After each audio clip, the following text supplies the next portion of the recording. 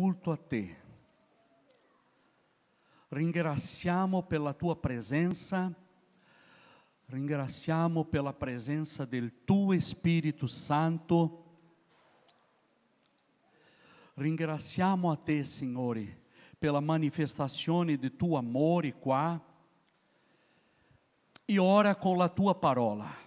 Ringraziamo a te, Signore.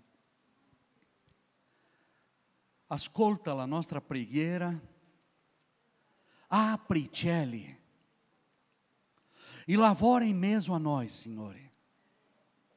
Salva, guarisci, libera e benedici, Signore. Benedici la tua Chiesa, tutte le famiglie della tua Chiesa.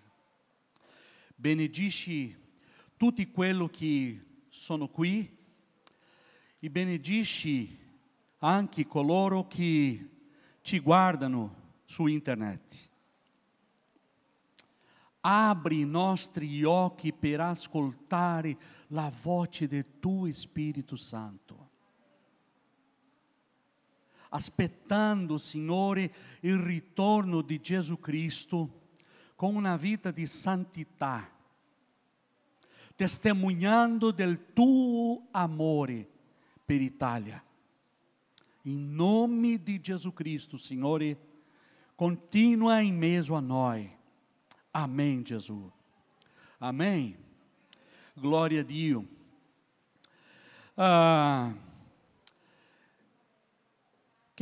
Voglio iniziare facendo una domanda a tutti noi. La vita finisce dopo della morte? Per te, chi pensa riguardo a questo? La vita finisce dopo della morte? Ma così dice la Bibbia su questo argomento. Questo è importante perché dobbiamo vedere quello che la Bibbia dice riguardo a questo. E questo tema della resurrezione è stato menzionato nel testo che io ho usato domenica scorsa. Non sapevo se tu ricorda, ma Prima Tessalonicensi 4, 13 a 17 parla di questo, no? Io voglio solo di una forma introduttiva parlare velocemente. Versetto 16. Perché il Signore stesso, con ordini e con voce dell'arcangelo e con la tromba di Dio, scenderà dal cielo. E prima, fare attenzione, e prima risusciteranno i morti in Cristo. Poi noi viventi che saremo rimasti, saremo rapiti insieme a loro nelle nuvole, per incontrare il Signore nell'aria e così saremo sempre con il Signore.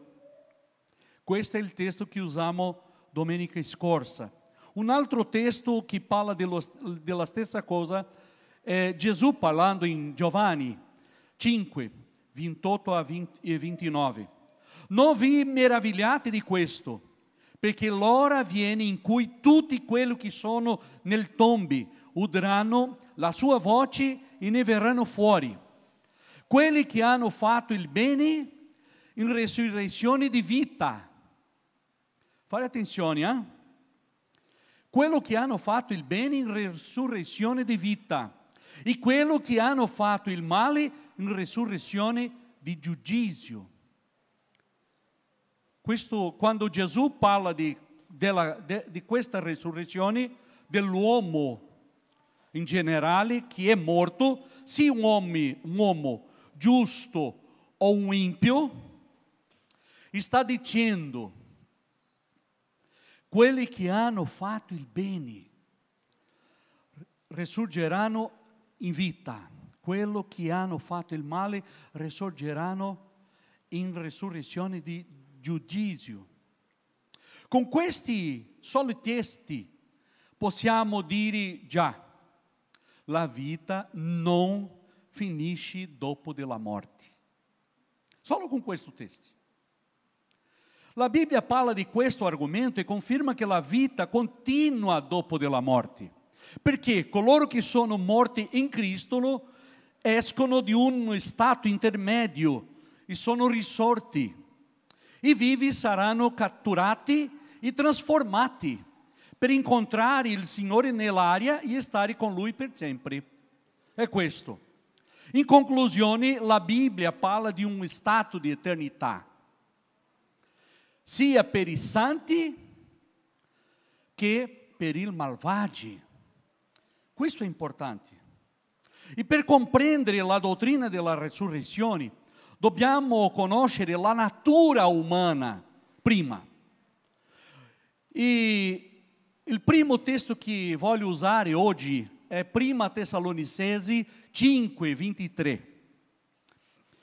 1 Tessalonicensi 5:23.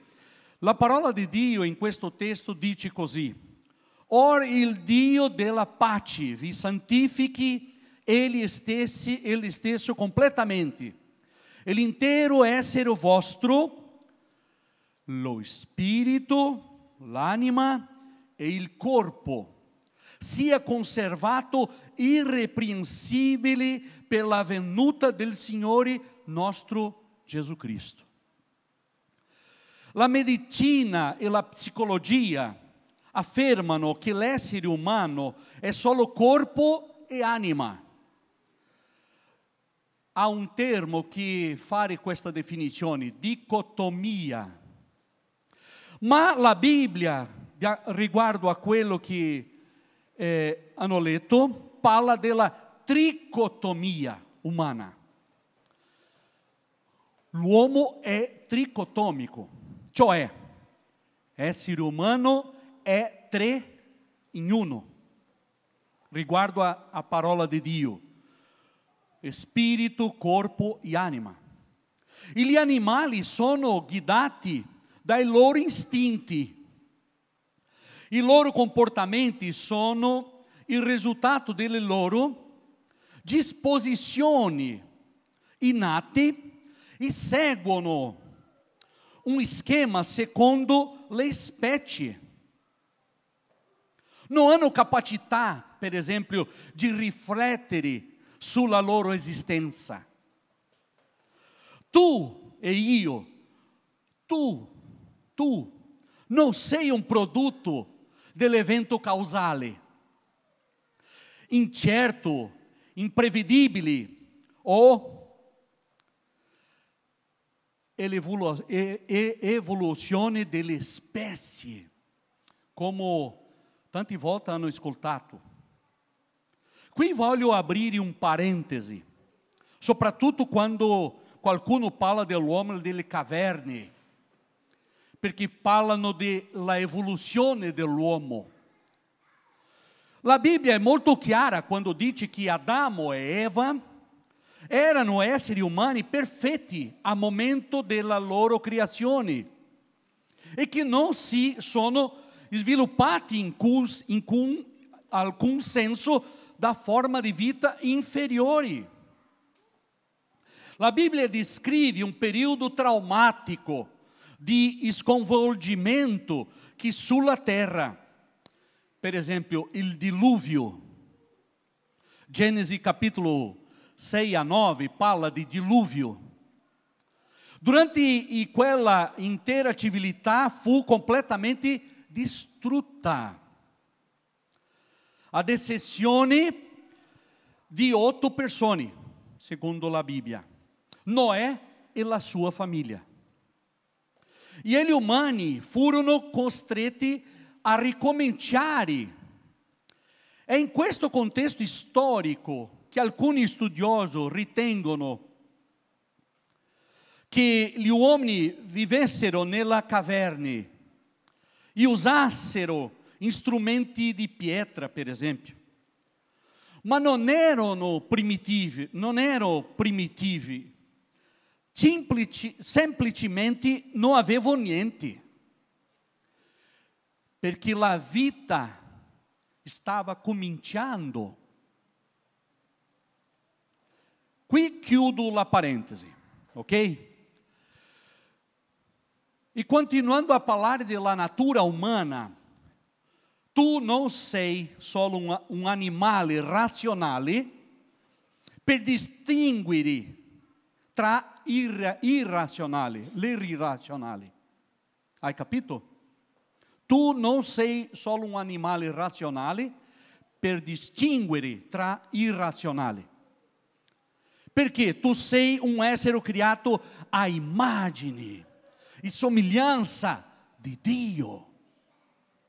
E tuo codice genetico è diverso dagli altri animali, perché è stato determinato da Dio.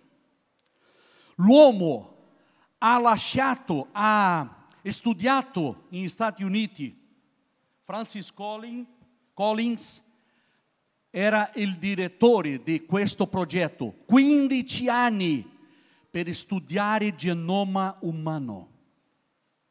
E questo dottore e questo biologo, dopo di studiare 15 anni il genoma umano, si convertito a Gesù Cristo e ha detto: Dio esiste. Dopo di aver tutto questo, come un dottore, come un biologo, io credo che tutto questo non è causale. È una meraviglia. E Genesi 1:28 dice così: siate fecondi, Dio parlando con Adamo e Eva, siate fecondi e moltiplicatevi, riempite la terra, rendetevela soggetta, dominate sui pesci del mare, sugli uccelli del cielo e sopra ogni animale che si muove sulla terra. Solo tu sei stato creato con corpo, anima e spirito. Non so se hai sentito parlare di un uomo chiamato Scofield. Il suo nome completo è Cyrus Ingerson Scofield, un teologo e scrittore americano in cui libro è stato un best-seller nel 1909. In inglese si chiama The Scofield Reference Bible. Lui presenta una definizione in relazione alla tricotomia umana che secondo me è interessantissima, semplice ma completa. Lui dice che attraverso il tuo corpo, che tu hai un corpo, tu c'è 5 sensi, conosci il mondo intorno a te. Non è vero? Con la visione, con tatto e con tutto, con l'audizione. Conosciamo il mondo intorno a noi. E attraverso la tua anima, tu conosci te stesso. L'anima è la sede delle emozioni, volontà, memoria, e la psicologia chiama di questo psiche, a psiche umana.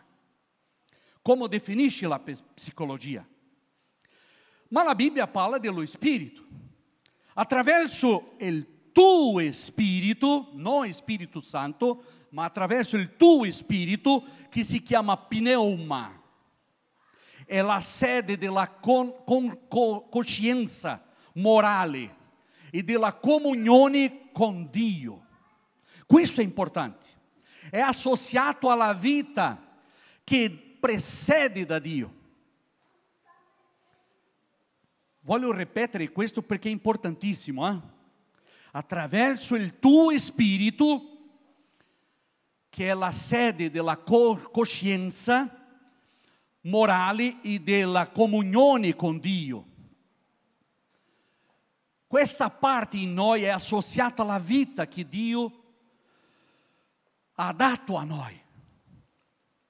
E Giacomo 2,26 dice così, Giacomo 2,26. Infatti, come il corpo senza lo spirito è morto. Con il tuo spirito sei in grado di avere comunione con Dio. Questo è importante. E la parola di Dio dice, complementa questo argomento, capitolo 4, versetto 24, quando dice così, Giovanni, capitolo 4, versetto 24, Dio è spirito, e quelli che lo adorano, bisogna che lo adorino, in spirito e in verità. Non sei stato creato per vivere secondo la inclinazione della carne. Abitando la carne umana, c'è lo spirito dato da Dio, in forma individuale. Questo è importante. E lo spirito dell'uomo, quando diventa la dimora dello Spirito Santo di Dio, diventa un centro di adorazione, un centro di preghiera, un centro di canto, di lodi, benedizioni e servizio. E 1 Corinzi 6,19, 1 Corinzi 6,19, dice: non sapete che il vostro corpo è il tempio dello Spirito Santo che è in voi e che avete ricevuto da Dio, quindi non appartenete a voi stessi. Perché quando inizia ad avere una relazione spirituale con Dio, il tuo corpo diventa un tempio dello Spirito Santo. È così. E non abitazioni dei demoni. Ma ci sono così tanti che cercano nei posti sbagliati. Spiritismo, per esempio, spiritismo, no? Magia nera, cercando di riempire il vuoto nel loro cuori, poi sono posseduti dai demoni.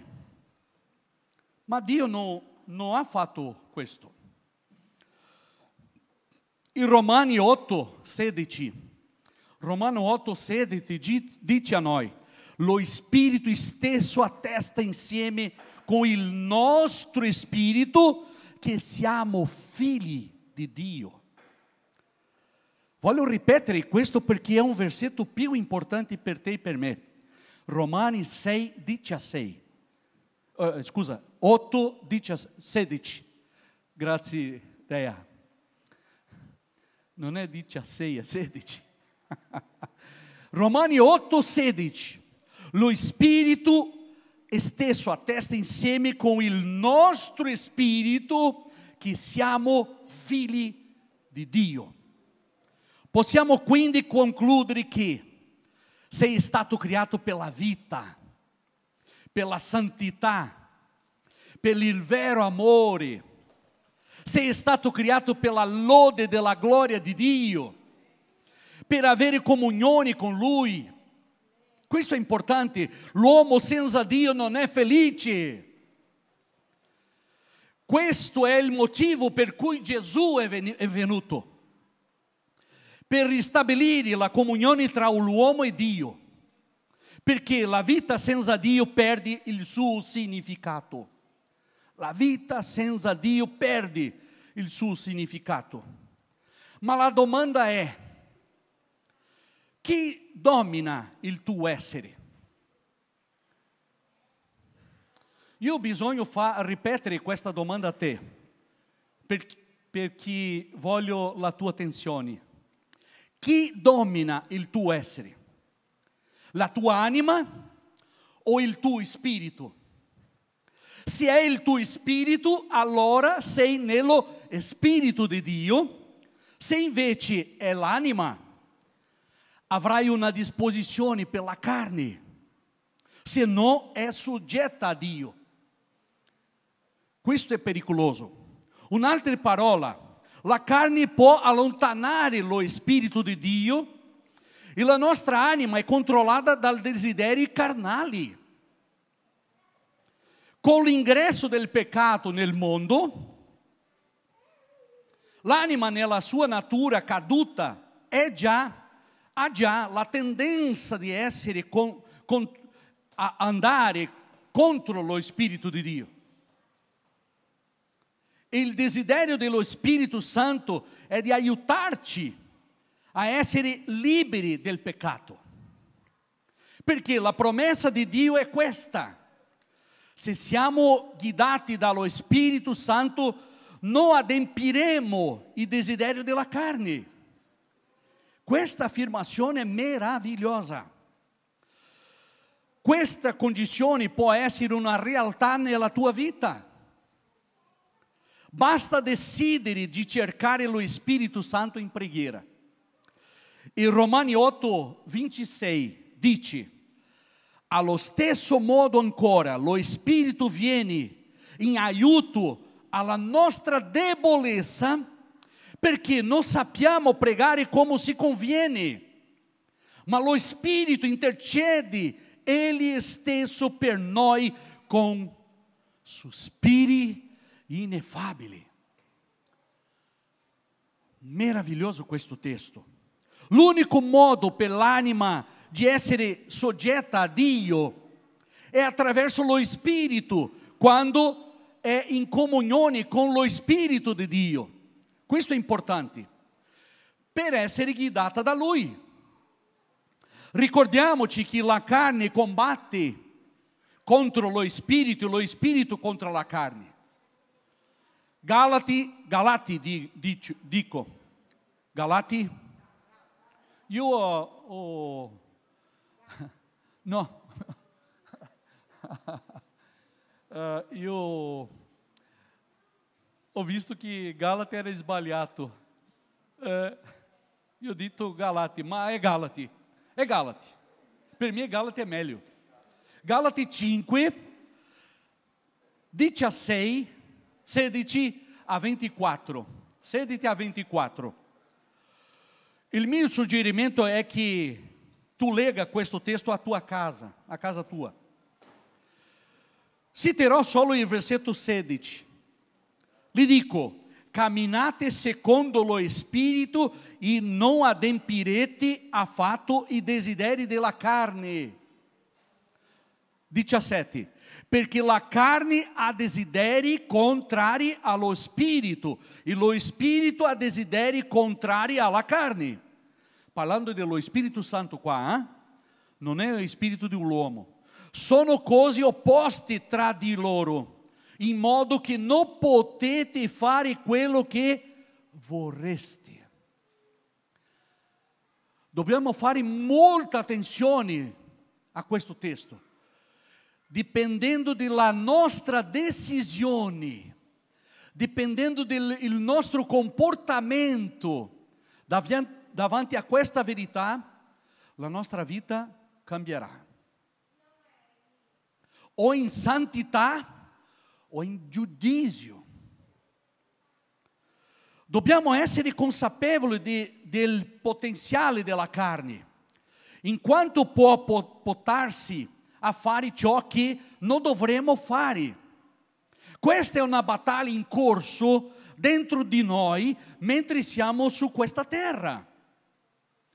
Quello che facciamo qui in questa vita determinerà il nostro destino, influenzerà la nostra vita futura nella eternità, che può essere con Dio o senza Dio. È questo, basta. La nostra anima, facendo un'altra domanda, la nostra anima esisteva prima che nascessimo? È un dubbio, no? Dio crea la nostra anima al momento di concepimento.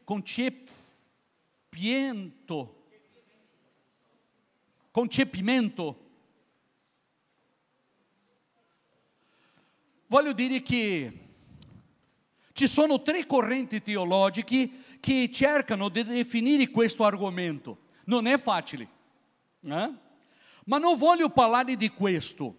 Voglio dire che la nostra anima è immortale. E questo non è una eresia, perché la Bibbia dice che dopo questa vita la resurrezione per alcuni sarà vivere nella eternità con Dio, e la resurrezione per gli altri sarà vivere la eternità senza Dio.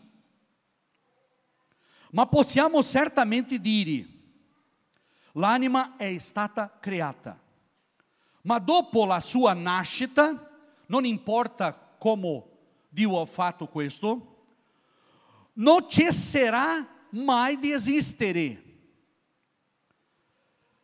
Chiedo la vostra attenzione a non confondere immortale con eterno.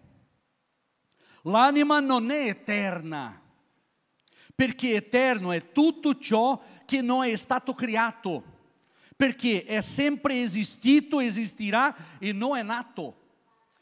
L'unico che è eterno è Dio. Così possiamo confermare la risposta da prima domanda di questa mattina. La vita non finisce dopo della morte.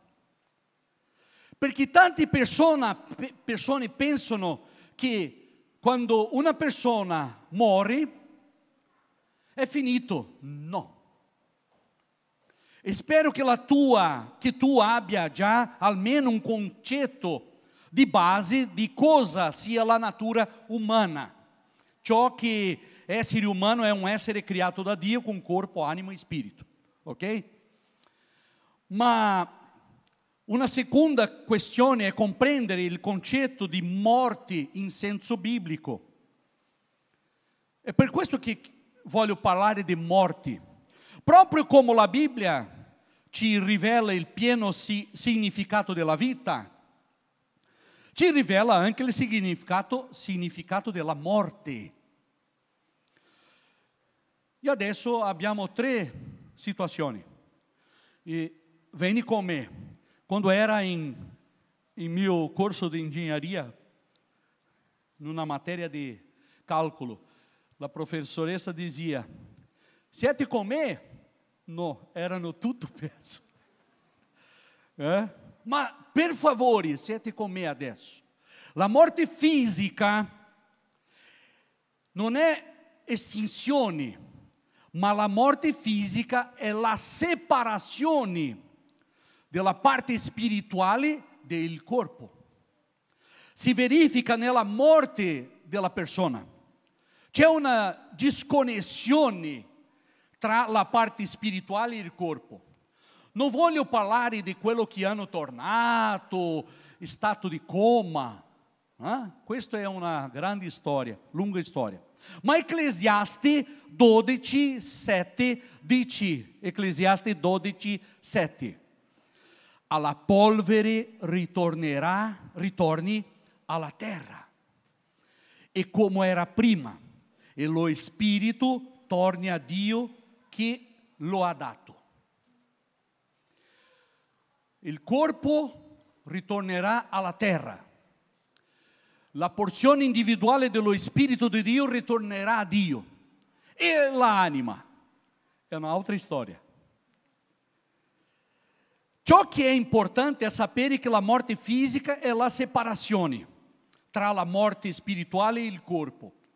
La morte spirituale è un'altra condizione. È lo stato del peccatore separato da Dio a causa del peccato. Comincia a fare attenzione che sto usando sempre la parola separazione. E voglio dire che la morte eterna, che è la terza definizione, perché nella Bibbia troviamo queste 3 definizioni, è stato del malvagio eternamente separato da Dio a causa del peccato, ma na eternità. È stato del malvagio eternamente separato da Dio nell'eternità. È anche indicato nella Bibbia come seconda morte. Apocalisse 20, versetto 6, 14, Apocalisse 21, 8. Apocalisse 20, verso 6, 14 e 21, verso 8. Sia gli giusti che gli ingiusti, quando muoiono, rimangono coscienti. Questa è una situazione particolare. Nella Bibbia il termine dormire si riferisce alla morte fisica, perché quando una persona muore perde la coscienza di questo mondo, risvegliandosi in altro, che può essere di felicità o sofferenza.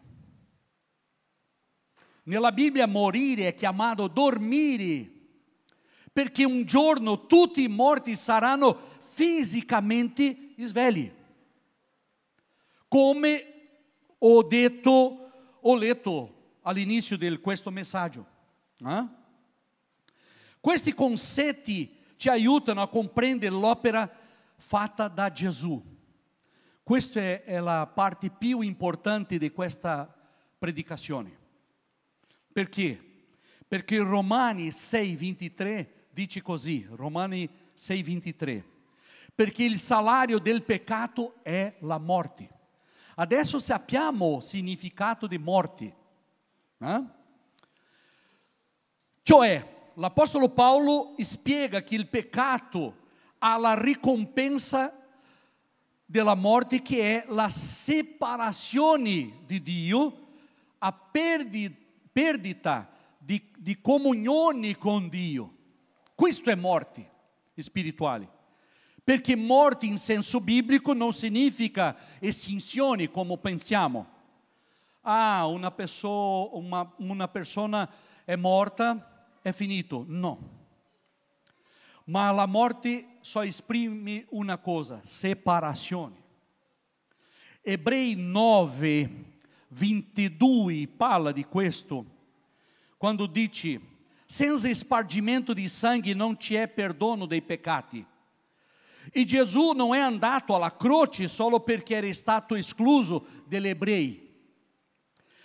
La Bibbia dichiara: è andato alla croce perché ha accettato di assumersi il mio e il tuo peccato.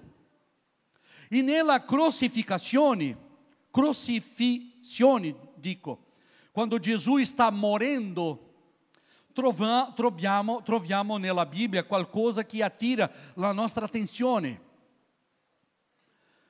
Gesù dice: Padre, perché mi hai abbandonato? Matteo 27:46. Padre, perché mi hai abbandonato? Matteo 27:46. Puoi capire perché? Quando Gesù ha lasciato la sua natura divina e ha assunto la nostra natura decaduta, ha assunto il mio e il tuo peccato su di lui. O su di sé. Su di sé? Ok. Ma Dio chi è? Santo, santo, santo. Non poteva guardare suo figlio nella croce. Perché? Perché peccato significa morte, e morte significa separazione da Dio, perdita da comunione con Dio. Esta era la tua situazione e la mia situazione. E Gesù è venuto per cambiare questa situazione e per fare con che la mia comunione, la tua comunione, la nostra vita, la tua vita può essere con Dio. Amen. Questo è importante. Nella seconda parte del versetto che ho letto di Romani, dice così: ma il dono di Dio è la vita eterna in Cristo Gesù, nostro Signore Dio, nella sua natura di amore e misericordia, dà gratuitamente il dono della vita per mezzo a Gesù Cristo. Questo è importante per noi. E concluderò qui dichiarando, sto entrando nella ultima parte di questa predicazione. Dio è buono e giusto. La Bibbia dice che i santi, gli antichi che morirono prima di Gesù, per esempio, ma essendo fedeli a Dio nel modo in cui speravano nella redenzione, non poterono ottenere la rivelazione, poiché sono morti prima di Gesù. Quindi non potevano essere perfezionati, è quello che dice la Bibbia, perché l'agnello di Dio non era stato crocifisso e Gesù disse, scusami, Giovanni 14,6, un versetto molto conosciuto: io sono la via, la verità e la vita. Nessuno viene al Padre se non per mezzo di me. Gesù non è uno cammino tra altri tanti cammini. Gesù è l'unico cammino per andare davanti a Dio. Ebrei 11, 39 a 40 è questo testo di quale sto parlando. Quando la parola dice, Ebrei 11, 39 a 40, tutti costoro, pur avendo avuta buona testimonianza per la loro fede, non ottenerono ciò che era stato promesso, perché sono morti prima da Gesù. E versetto 40, perché Dio aveva in vista per noi qualcosa di meglio. Per noi, non che io e tu siamo speciali, ma nel tempo della grazia, nel tempo in cui l'agnello di Dio è crucificato. È questo, in modo che loro non giungessero alla perfezione senza noi. Voglio ripetere, non che io e tu siamo speciali, ma in questa era biblica che Gesù è crucificato, tutti quelli che hanno aspettato Gesù risorgeranno. E quelli che risorgeranno prima, come dice oggi il testo che io ho letto, prima Tessalonicensi 4, 16, prima risusciteranno i morti in Cristo. Sono quelli che sono morti prima di Gesù, da Gesù. Gesù morì e risuscitò in questo periodo che stiamo vivendo, nella grazia. Ma oggi, esseri umani di tutte le età bibliche, che è morto ma è stato fedele, quando accade il rapimento saranno perfezionati, dice la Bibbia, cioè risorgeranno, perché Gesù già è morto ed è risorto. In altre parole, la morte e risurrezione di Gesù ha un effetto regressivo e anche progressivo. Nel nostro caso, per esempio, noi abbiamo visto Gesù. Tu non hai visto Gesù. Tu non hai visto Gesù. Abbiamo solo sentito parlare di Lui e sono passati 2020 anni. È vero? Ma a tutti coloro che accettano Gesù come loro Salvatore, lo Spirito Santo conferma nei loro cuori che quando Gesù tornerà, loro saranno rapiti per stare con Lui per sempre. Amen. Il prossimo testo è lungo, ma bisogna leggere per te per finire. Ebrei 9, 6 a 9. Ebrei 9, 6 a 9 e dopo versetto 11 e 12. Ora, essendo queste cose disposte così, i sacerdoti entravano continuamente nel primo tabernacolo, parlando di Israele al deserto, per compiere il servizio divino, ma nel secondo entrava soltanto il sommo sacerdote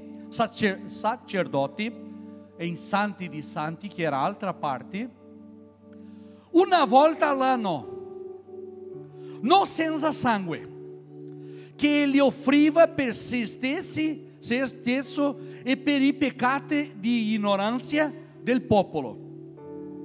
8. Lo Spirito Santo voleva così dimostrare che la via del santuario non era ancora resa manifesta, mentre suscitava ancora il primo tabernacolo,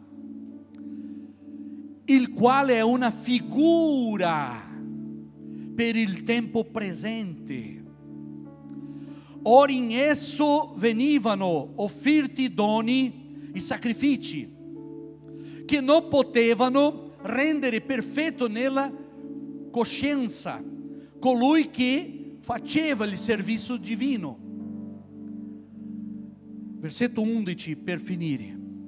Ma Cristo, essendo venuto come sommo sacerdote dei beni futuri, attraverso un tabernacolo più grande e più perfetto, non fatto da mano dell'uomo, cioè non di questa creazione, entrò una volta per sempre nel santuario, non con sangue di capri e di vitelli, ma con il proprio sangue, il suo proprio sangue, avendo acquistato una redenzione eterna. Alleluia. Il peccato conferì a Satana e alla morte il potere di raggiungere la umanità, ma la vittoria di Gesù fu nel regno della morte. Alleluia. Pertanto, fratelli, quando una persona riconosce Gesù come il suo Salvatore, non è più soggetta alla morte eterna. La persona è liberata, alleluia. Il peso del peccato non è più su di lei. Ora più puoi piacere a Dio con amore, devozione, lode, santità e servizio, alleluia. E dico di più, alleluia. La Bibbia dice che Gesù non è ancora morto, ma è risorto. Gesù non è morto, ma è risorto. E quando è risorto, ha confermato di fronte alla propria morte che è venuto a portare a noi vita e vita con abbondanza. Alleluia. Atti degli Apostoli, capitolo 26, verso 23, dice così: che il Cristo avrebbe sofferto e che, essendo il primo a risuscitare dai morti, avrebbe annunziato la luce al popolo e alle nazioni. I Corinzi, ultimo testo che voglio usare, 1 Corinzi 15, 20 a 23. Ma ora Cristo è stato risuscitato dai morti, primizia di quello che sono morti. Infatti, poiché per mezzo di un uomo è venuta la morte, parlando di Adamo, così anche per mezzo di un uomo è venuta la resurrezione dei morti. Versetto 22. Poiché Come tutti muoiono in Adamo, così anche in Cristo saranno tutti vivificati. Alleluia. Mas ciascuno al suo turno, Cristo la primizia, poi quelli che sono di Cristo alla sua venuta. Alleluia. Amém.